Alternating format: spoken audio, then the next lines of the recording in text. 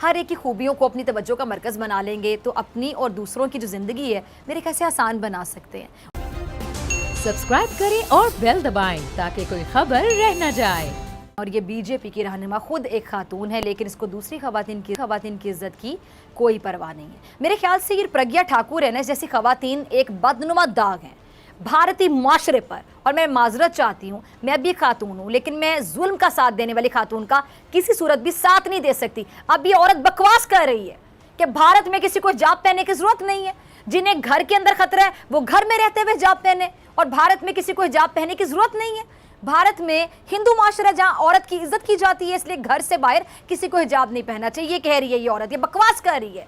और कह रही हाँ, जो घर या मदरसे के अंदर हिजाब पहनता है उस पर हमें कोई एतराज़ नहीं, लेकिन बाहर इसकी इजाज़त नहीं होनी चाहिए। मैं इस बेहिस बेशरम खातून से पूछना चाहती हूँ, ये कौन से घर की बात करें? पहले तो घर की बात क्लियर करें ना। मुसलमानों को तो मोदी सरकार हिंदुस्तान से निकालने की मुहिम चला चुकी है, और तो और ये मुनाफिक औरत हिंदुस्तान को सेक्युलर साबित करने की कोशिश कर रही है। मैं जरा इसको बताना चाहूंगी कि भारत कहाँ का सेक्युलर है। भारत तो तंग ज़हन वाला मुल्क है, और मोदी की छोटी सोच ने भारत को इतना छोटा बना दिया कि पूरी दुनिया देख रही है इस भारत की औकात इस वक्त। और अब तो सेक्युलर भारत की हकीकत दुनिया पे बड़ी मेरे ख्याल से खुलकर आ गई है, वाज़ेह हो गई, क्लियर हो गई, एक्सपोज हो गई है। अच्छा, मैं ये भी बताना चाहूंगी, ये जो प्रज्ञा ठाकुर है ना, ये जरा सुनिएगा, ये जो बकवास कर रही थी अभी, ये दहशतगर्द खातून है प्रज्ञा ठाकुर। इस पर बम धमाकों में मुलविस होने पर दहशतगर्दी का बाकायदा मुकदमा चल रहा है, और आजकल ये जमानत पर रिहा है। अब जिस पर खुद दहशतगर्दी के इल्जामात हों, मुकदमा चल रहे हो, जमानत पर रिहा हो, उसके मुंह से अमन की बातें अच्छी लगती हैं? बिल्कुल भी नहीं लगती।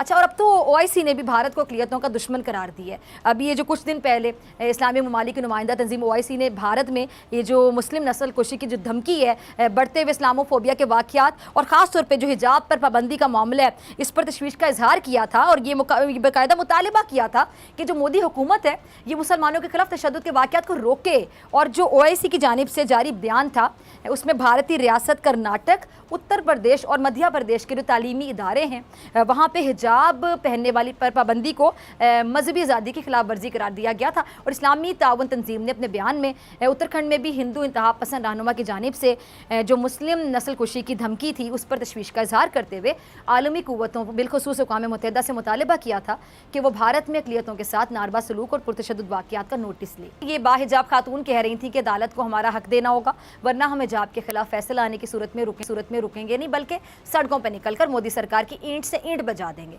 यानी अब वो ज़माने चले गए जब मोदी के जुल्म के खिलाफ आवाज़ नहीं उठाया करती थी, कोई नहीं उठा सकता था। और आज मोदी दुनिया के जिस कोने में भी चला जाए, मोदी के खिलाफ आवाज़ें और उंगलियां उठाते लोग आपको नजर आएंगे जगह जगह पर, जिसको लाख चाहते हुए भी नरेंद्र मोदी रोक नहीं सकता, दबा नहीं सकता।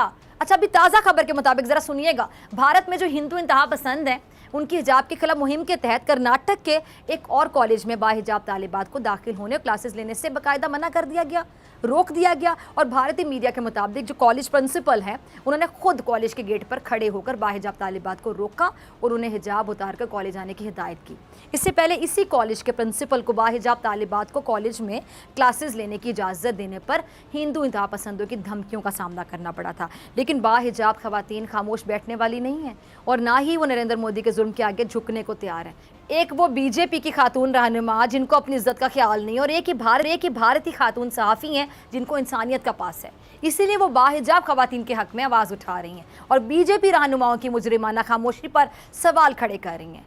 जीने का हक़ सबको है, लेकिन भारत में मुसलमानों से जीने की आज़ादी छीनी जा रही है, उन्हें ज़बरदस्ती हिंदू बनाने की रिवायत को आम करने की कोशिश की जा रही है। अब भारतीय हुक्मरान जमात बीजेपी के रहनुमा एक हैं जी रघुविंदर सिंह, उन्होंने खुलेआम मुसलमानों को धमकी दी है कि अगर वो दोबारा मुंतखब हुआ तो वो मुसलमानों की टोपी उतार कर उन्हें माथे पर तिलक लगाने पर मजबूर कर देगा। उत्तर प्रदेश में इंतखाबात के मौके पर मुसलमानों के खिलाफ नफरत का मंजन फरोख करके ये बीजेपी रहनुमा इंतखाब जीतने में लगा हुआ है। लेकिन अफसोस कि मोदी की हुकूमत हिंदुस्तान के दिल जीतने में कामयाब नहीं हो सकी। सुना आपने मोदी का ये बदमाश कह रहा है कि इसके लोगों ने मस्जिद के साथ एक इमारत पर लाउड स्पीकर लगा रखा है, अब से जब भी अजान होगी तो वह अजान के दौरान लाउड स्पीकर पर ऊंची आवाज़ में गाने बजाएंगे।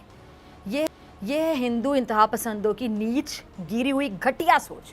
अजान से मुताल्लिक इससे पहले भी भारत के मारूफ एक सिंगर है सोनू निगम, वो भी मुसलमानों के जज्बात के साथ खेल चुके हैं। ये अमरीकी जो दानिश्वर है क्या कह रहे हैं कि जी भारत में इस्लामोफोबिया ने इंतहाई मोहलिक शक्ल इख्तियार कर ली है, जिसने 25 करोड़ मुसलमानों को एक मजलूम अकलियत में तब्दील कर दी है। मोदी हुकूमत मुनज़्ज़म तरीके से भारत की सेकुलर जमहूरियत का खात्मा करके इसे एक हिंदू नस्ल परस्त रियासत में तब्दील कर रही है। अच्छा, इन्होंने मकबूजा कश्मीर की सूरत हाल का मुआवजा फ़लस्तीन से करते हुए कहा है कि मकबूजा कश्मीर में भारत के खौफनाक जराइम की एक तवील तारीख है और हिंदू कौम परस्त मोदी हुकूमत ने इन जराइम को बढ़ावा दिया है। मकबूजा कश्मीर के हालात बहुत हद तक मकबूजा फ़लस्तीन से मिलते जुलते हैं। अब मकबूजा कश्मीर में जुल्म की तस्दीक जो है अमरीकी दानिश्वर कर रहे हैं और इनकी बात दुरुस्त भी है कि मकबूजा कश्मीर में हालात बहुत कशीदा हैं और वहाँ के सहाफ़ी तक महफूज नहीं है, क्योंकि एक रिपोर्ट के मुताबिक भारत में 2021 में कम से कम 6 सहाफ़ी कत्ल हुए, 108 पर हमले किए गए, 13 मीडिया हाउसेस को निशाना बनाया गया और सबसे ज़्यादा मकबूजा जम्मू कश्मीर में 25 सहाफ़ियों और मीडियादारों को निशाना बनाया गया। रिपोर्ट के मुताबिक साल 2021 में भारत में कम से कम 24 सहाफ़ियों पर जिस्मानी हमले किए गए, उन्हें धमकियाँ दी गई, हिरासा किया गया और पुलिस समेत दीगर सरकारी अहदेदारों ने उन्हें काम करने से रोका। इन 24 सहाफ़ियों में से 17 के साथ मारपीट के वाक़यात में पुलिस मुलव्विस है। अब नाज़रीन, मोदी का ड्रामा हर तरफ बेनकाब हो रहा है और अब दुनिया मोदी की मकार सोच को समझना शुरू हो गई है, लेकिन मोदी अब भी ड्रामेबाजियों से बाज नहीं आ रहा और अपनी इबादतगाह यानी मंदिर में भी ड्रामाबाजी करने से बाज नहीं आया। एक वीडियो है जी, उसमें देखा जा सकता है कि नरेंद्र मोदी मेहमानों की किताब में लिखने की अदाकारी कर रहा है, जबकि किताब में पहले ही से तासुरात लिखे हुए थे और मोदी बस पहले से लिखी कलम चलाने और लिखने की अदाकारी करता रहा। और मोदी की असलियत सामने आने पर सोशल मीडिया पर किसी ने नरेंद्र मोदी को बुरा एक्टर करार दिया और किसी ने तनकीद का खुलकर निशाना बनाया और इसे बचगाना करार दे दिया। अब मोदी तो दूसरों में खामियां तलाश करता है, उसका अपना दामन गुनाहों से भरा पड़ा है और मोदी के गुनाह अब चीख चीख कर ये कह रहे हैं कि अब तुम्हारे जुल्म का अंजाम आ पहुंचा है, अब वैसे नहीं चलेगा। सब्सक्राइब करें और बेल दबाएं ताकि कोई खबर रह न जाए।